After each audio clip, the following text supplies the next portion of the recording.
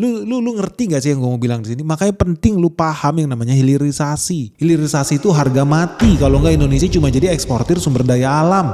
Harga murah. Mereka yang cuan, Jerman yang cuan, Jepang yang cuan. Kita kayak orang bego aja ngasih mereka material murah. Jangan mau bro. Pinter dikit nah bro.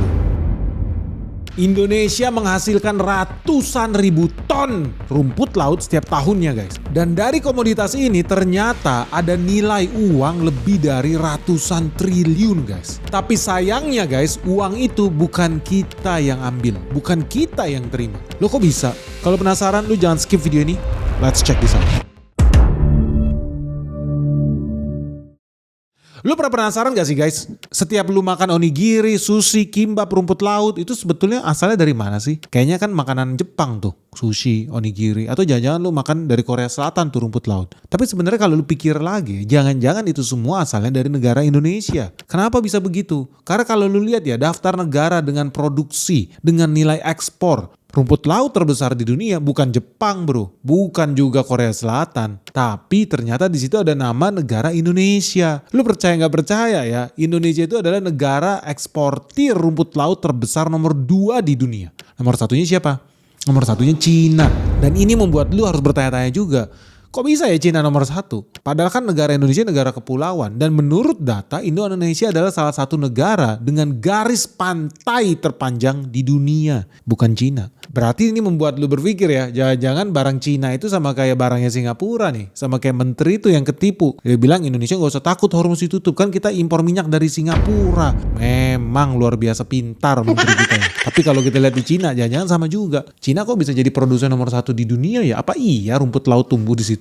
Anyway, itu bakal kita bahas lebih detail nanti lah. Ini gue mau buka dulu datanya dari FAO. Ini data menurut Badan Pangan Dunia ya. Jadi di tahun 2022, Indonesia resmi menjadi negara produsen rumput laut terbesar nomor 2 di dunia. Volume produksi kita ada di 9,6 juta ton. Produsen nomor 1 yang paling utama adalah Cina, kata FAO nih. Karena Cina nilainya 20,8 juta ton. Nah, tapi sayang seribu sayang produksi Indonesia itu belum termanfaatkan secara maksimal. Karena ternyata Indonesia masih ekspor rumput laut dalam bentuk alaminya. Jadi Indonesia belum dihitung sebagai negara eksportir produk hilirisasi rumput laut dunia guys. Dan ini sayang banget, rugi banget kita bahkan. Kenapa sayang banget? Karena ternyata memang betul 66% produk ekspor rumput laut kita masih didominasi ekspor rumput laut kering. Yang value-nya sangat murah guys. Lu bayangin ya harga per kilo rumput laut di Indonesia karena kita ekspornya kering itu cuma antara 10.000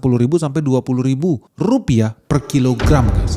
Dan kita udah nanti-nanti, kita udah tunggu-tunggu nih hilirisasi di Indonesia. Kita udah berhasil nih hilirisasi nikel ya. Dan harapannya makin banyak lagi produk hilirisasi yang kita bisa lakukan. Ya bauksit, aluminium, kobalt, ya moga-moga makin banyak lah. Tapi itu dari sektor mineral. Dari sektor sumber daya alam seperti sawit dan termasuk tebu, jagung, bahkan sampai rumput laut sebetulnya bisa kita hilirisasi juga. Cuma sayangnya nih guys, dalam 10 tahun terakhir ternyata Indonesia ekspor rumput lautnya masih didominasi bahan baku. Buat apa konsumsi di luar negeri dan buat bahan baku industri di luar negeri juga. Yang artinya sebetulnya Indonesia itu kekayaan alamnya dirampok besar-besaran nih sama orang asing. 66% loh produk ekspor rumput laut Indonesia didominasi rumput kering. Sementara sisanya 33% itulah barulah rumput laut yang diolah hilirisasi. Jadi apa? Karagenan, agar-agar dan lain sebagainya lah. Tapi ya jumlahnya sangat kecil lah, cuma 33%. Nah, dari situ udah bisa lihat lah. Oh, berarti Indonesia ini eksportir rumput laut ya terbesar, salah satu yang terbesar di dunia, nomor 2 loh. Tapi lu tahu gak sih, meskipun kita eksportir terbesar kedua, tapi sedihnya ternyata kita masih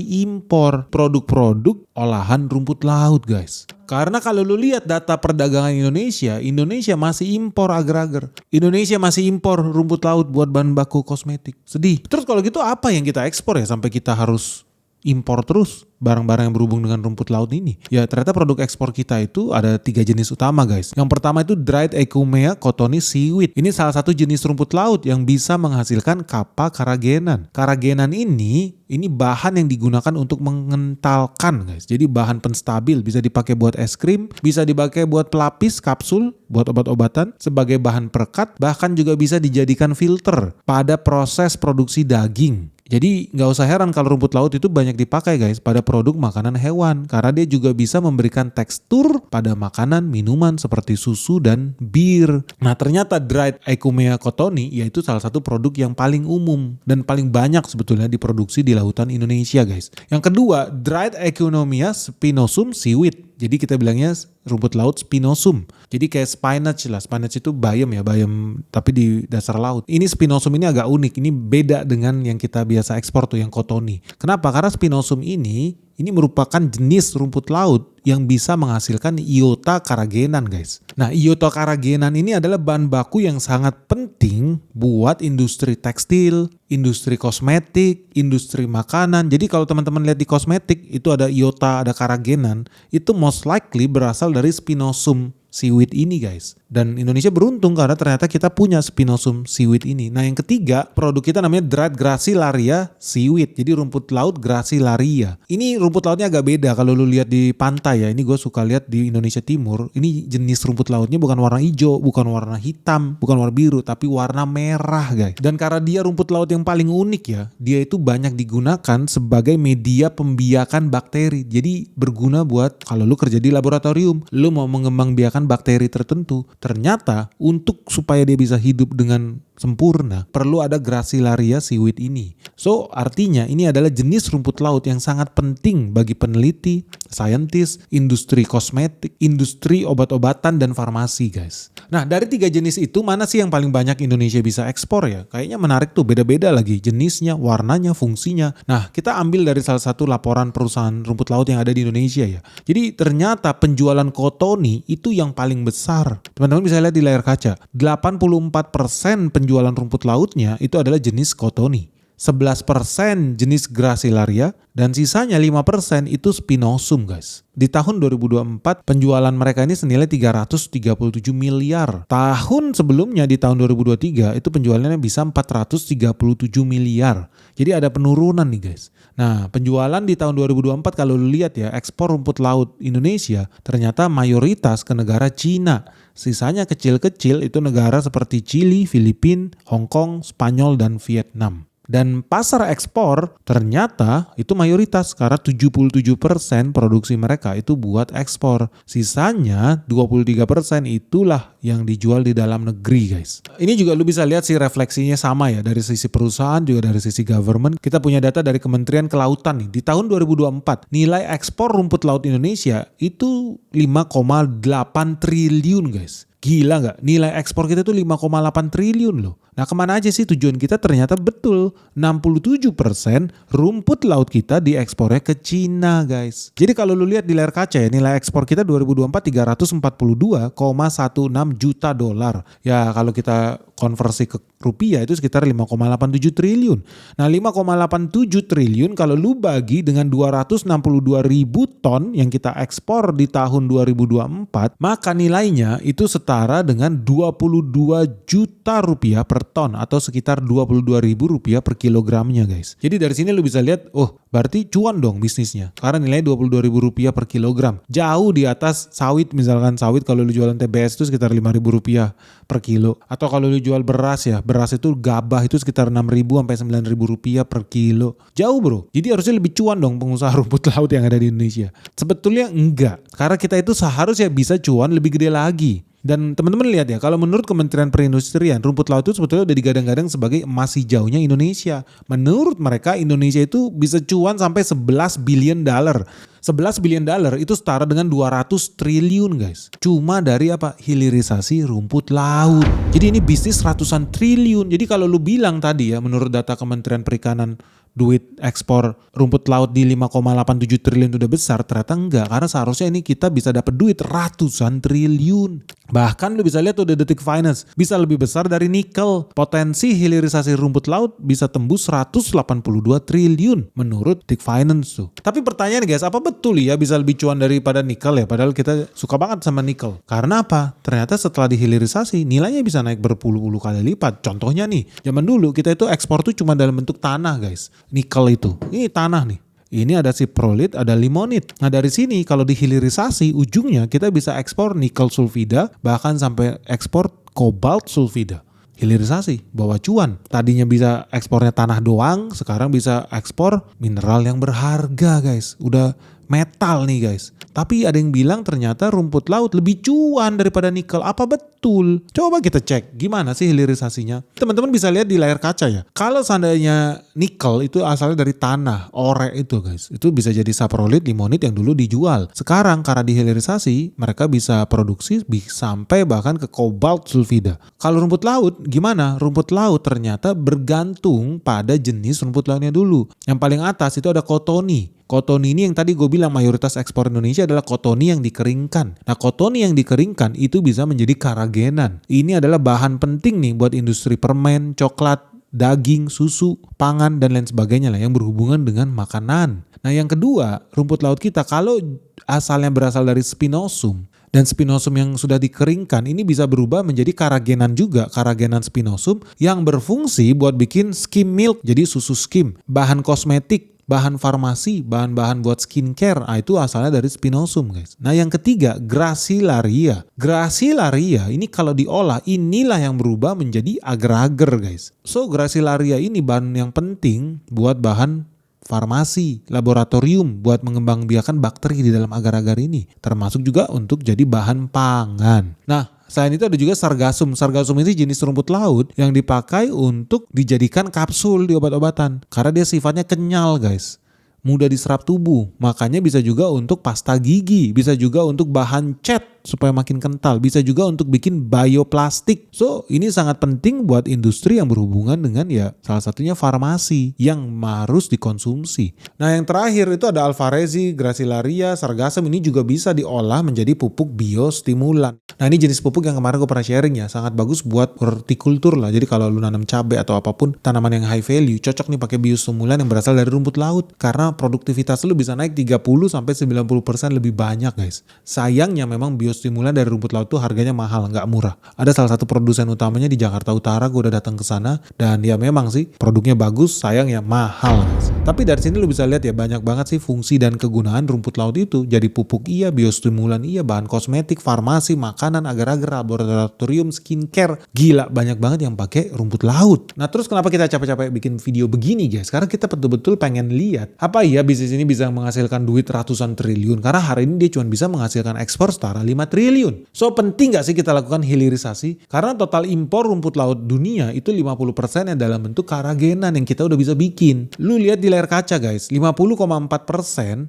impor rumput laut dunia itu bentuknya karagenan. 42% rumput laut kering yang Indonesia ekspornya sangat banyak. Dalam agar-agar ternyata hanya 7,4%. So kalau gitu kita harus cek kalau mayoritas negara di dunia itu impor rumput laut dalam bentuk karagenan, bukan dalam bentuk agar-agar, bukan dalam bentuk kering.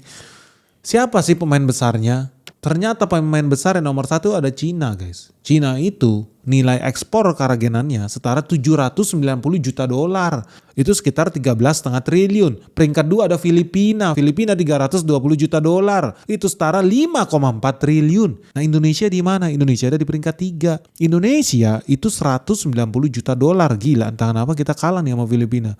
Nilai ekspor kita cuma setara 3,2 triliun di bisnis karagenan. Spanyol 160 juta dolar atau setara 2,7 triliun guys. Perancis 100 juta dolar di 1,7 triliun. Nah ngerinya gini guys, kalau lu lihat data di situ seolah-olah Cina ini yang paling hebat ya 790 juta dolar. Itu setara dengan 13,5 triliun. Indonesia sendiri produknya cuma 3,2 triliun dari karagenan. Tapi kan tadi gue udah bilang ada keanehan. Kenapa bisa-bisanya Cina ekspornya 13 triliun? 5 kali lipat lebih besar dibandingkan Indonesia sendiri. Yang garis pantainya panjang banget. Jangan-jangan ada 1000 jangan-jangan nih. Jangan-jangan barangnya Cina itu bukan punya Cina guys. Gue jadi curiga. So kita buka datanya Cina. Ternyata betul Indonesia adalah eksportir.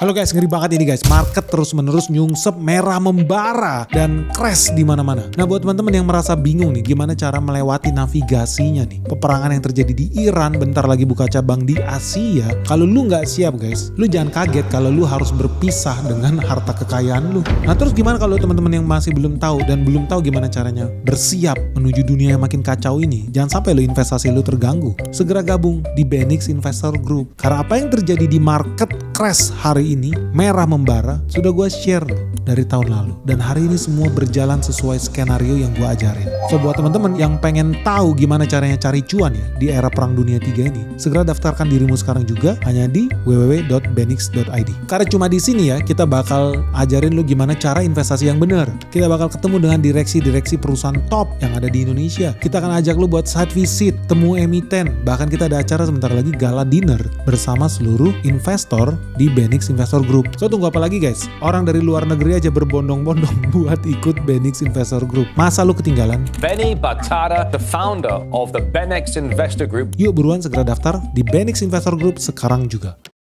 Ternyata betul, Indonesia adalah eksportir rumput laut nomor 2 terbesar di dunia. Nomor satunya siapa? Cina. Gak mungkin. Begitu kita cek dari data karagenan itu, yang Cina bisa ekspor sampai 13 triliun, ternyata karagenan Cina sumbernya dari mana? 92% sumber rumput laut karagenan Cina dari Indonesia guys. Lu lihat data di layar kaca. Produksi karagenan Tiongkok ternyata sangat bergantung pada bahan baku impor dari Indonesia, khususnya rumput laut jenis Cottony dan Spinosum. Lu bayangin ya, Cina dalam setahun itu impor rumput laut 124.000 ton. Dari 124.000 ton itu ternyata 117.000 tonnya dari Indonesia. Ini setara dengan 92,8%. Jadi dari situ lu bisa lihat ya, ketika Cina bilang dia berhasil menjadi pemain nomor 1 rumput laut di dunia. Dia menjadi pemain nomor 1 di bisnis karagenan dunia. Ternyata 92% bahan baku dia itu dari Indonesia guys. So kalau tadi lu inget Cina berhasil ekspor 790 juta dolar setiap tahunnya. Karagenan nilainya 13,5 triliun dan Indonesia cuma kuenya 3,2 triliun. Sebetulnya kita ngapain ini? Kita goblok banget. Kita ekspor 3,2 triliun. Terus bahan bakunya kita ekspor ke Cina, sama Cina diolah, terus dia kirim lagi udah jadi dalam bentuk karagenan. Dia cuan 5 kali lipat guys. Goblok banget nih asli negara kita. Tolol banget. Kita buang sumber daya alam kita dengan harga murah, diolah di tempat lain, jadi barang lebih mahal terus dia ekspor. Sedih. Harusnya kita hari ini udah mulai kita stop. Blokade guys. Udah gak boleh lagi keluar itu bahan baku. Harga murah. Masa cuma Rp20.000 kita ekspor rumput kering ke Cina? Rp20.000 lo per kilo. Di sana diolah jadi karagenan. Lu tahu harga karagenan berapa? Lihat di layar kaca. Ini harga karagenan hari ini guys. Lu kira cuma harga batu bara doang yang berubah-berubah? Enggak. Karagenan juga kita bisa lihat. Ada indeksnya di dunia ini. Harga karagenan kalau refine itu sekitar 10-25 dolar per kilonya. Itu antara 171.000 sampai 429.000 rupiah per kilonya. Lalu ada yang semi refine, ini kualitasnya agak sedikit di bawah yang refine ya. Harganya 8 dolar sampai 20 dolar. Lalu ada kappa karagenan, ini 15 sampai 30 dolar. Lalu ada iota karagenan, ini yang dari jenis spinosum ya, itu 20 sampai 35 dolar per kilogram. Lalu ada lambda karagenan, nilainya 18 sampai 40 dolar per kilogram. Nah Indonesia kan di awal udah gue bilang kita itu ekspornya dalam bentuk Cottony sama Spinosum. Nah Cottony inilah yang diolah menjadi kappa karagenan. Spinosum itu yang jadi iota karagenan. So lu fokusnya di dua indeks ini aja, kappa karagenan sama iota karagenan. Range harganya berapa? Sekitar 15 sampai 35 dolar per USD-nya. Artinya kalau lu hitung rupiahnya itu antara 300.000 rupiah sampai 600.000 rupiah. Lu bayangin per kilo bisa dijual sampai 600.000 rupiah per kilo. Kalau udah dalam bentuk karagenan tapi memang dasar tolol, yang kita ekspor apa? Bahan baku dalam bentuk rumput laut kering yang harganya Rp20.000 per kilo. Coba lu pikir kita ini bodoh banget apa enggak guys? Kita jual di harga Rp20.000 per kilo bahan baku ke Cina, sama Cina diolah jadi karagenan, dia jual Rp600.000 per kilo. Konyol banget sih, masa kita nggak paham sih?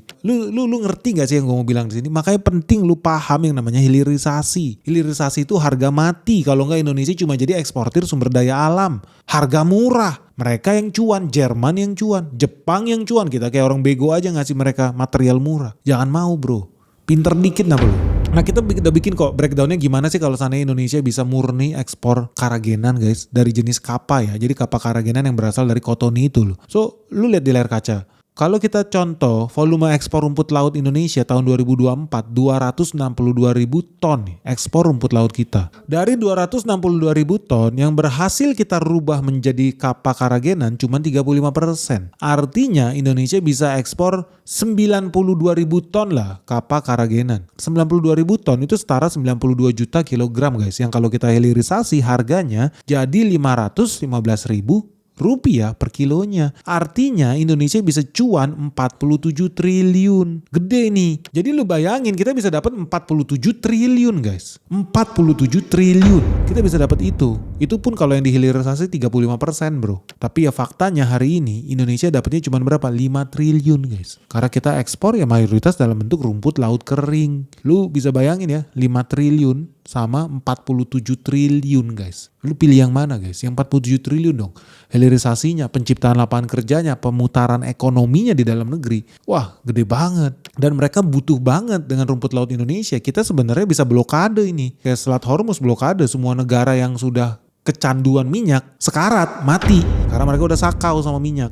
Nah Indonesia bisa nggak begitu? Bisa. Kita blokade rumput laut kita. Larang ekspor dalam bentuk bahan baku. Apa yang terjadi? Mati itu industri farmasi di Cina. Jamin. Dan bukan cuma Cina yang ikut mati guys. Kalau kita blokade, Hong Kong juga mati. Spanyol mati. Vietnam mati. Chili mati. Kenapa? Karena mereka butuh. Mereka impor guys dari kita. Dan bahkan makin banyak Indonesia bisa jadi pemain besar. Bahkan di dunia kosmetik, kecantikan, farmasi, obat-obatan. Kita bisa jadi pemain besar. Cukup satu apa? Kita blokade yang namanya rumput laut ini. Karena Cina sekarang petantang petenteng. Nomor 1 pemain rumput laut di dunia. Ternyata isinya barang-barang dari Indonesia. 92% dari Indonesia. Indonesia cuma kebagian 5 triliun. Padahal kita bisa dapat 47 triliun guys. Sedih ya. So teman-teman dari sini gue mau sharing ini ya buat pemerintah ya supaya serius nih buat kita menjalankan yang namanya hilirisasi rumput laut. Bukan cuma hilirisasi sawit, ya bagus sih sawit, hilirisasi nikel gue juga happy sih. Tapi ada baiknya juga kita lihat emas hijau ini yang namanya rumput laut. Nikel itu bisa kasih 10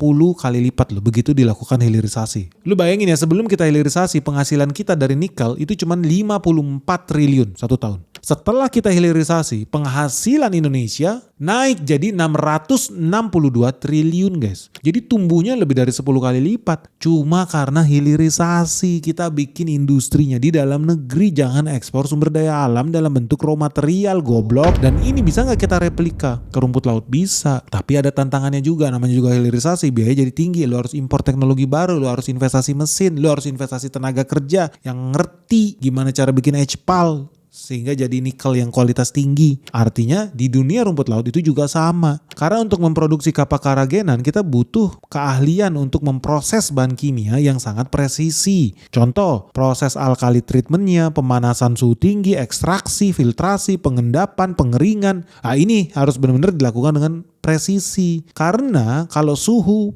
pH, dan waktu pemrosesan yang gak tepat, ujung-ujungnya kualitas produk bisa turun drastis guys. So, mau gak mau ya Indonesia harus mau investasi mesin yang mahal. Soalnya bikin karagenan ini bukan cuma rebus-rebus doang guys. Kita butuh reaktor stainless steel, kita butuh membran buat filter, kita butuh filter yang press, kita butuh centrifuge, itu yang muter-muter, kita butuh spray dryer. Ya jujur aja ya, memang kita bisa untung puluhan triliun, tapi artinya kita juga harus bisa investasi ratusan miliar. Nah, jadi dari sini pertanyaannya guys, lu setuju gak sih kalau seandainya Indonesia melakukan apa yang Benix bilang, blokade itu yang namanya rumput laut, kita boykot, jangan dikasih keluar. Kita bisa gak sih lakukan itu? Berani gak ya kita lakukan itu? Biar kolaps tuh semua pabrik kosmetik di seluruh dunia. Karena ternyata pabrik kosmetik di seluruh dunia beli barang dari Cina. Ternyata Cina beli barang dari Indonesia guys. Jadi kita ini jadi nyawanya mereka. Sayang kita jual di harga murah Rp20.000 per kilo. Cina jual di Rp600.000 per kilo.